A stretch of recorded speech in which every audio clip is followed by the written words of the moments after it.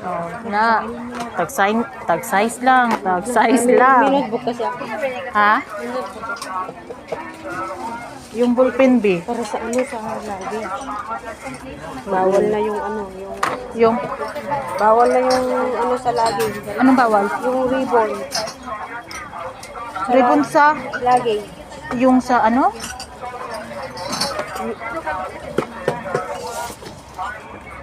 Yan oh, magpe-pink ka. Palatandaan sa luggage.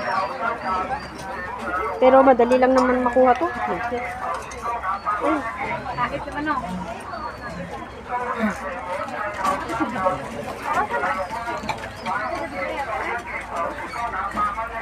Ito nagkaroon.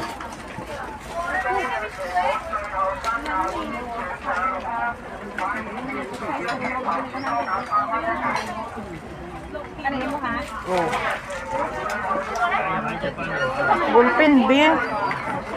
Tara, tara. Ganda yung ano ba?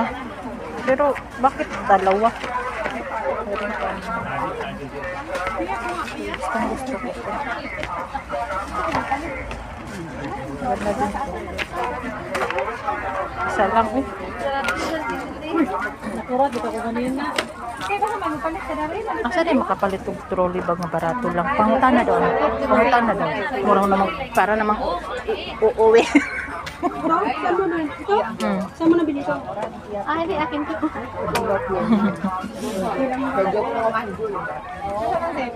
Yung ballpen ba yung?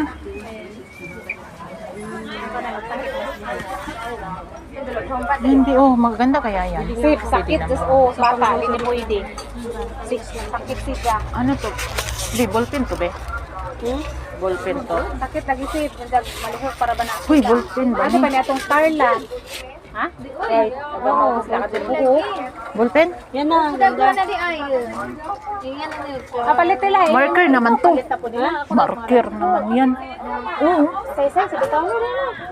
Anay luwag. Ballpen ba? Nanaluwag. Ay, maluwag. Pero ba siya? Katong pink. Pero siya ba siya? Ngara na na. Katong pink. Arong may mong budget tapay mura tapos renta pero lang rin kalat. Saan ni ballpen ni siya sis? Oh, Oh, ballpen. mura. Meron mag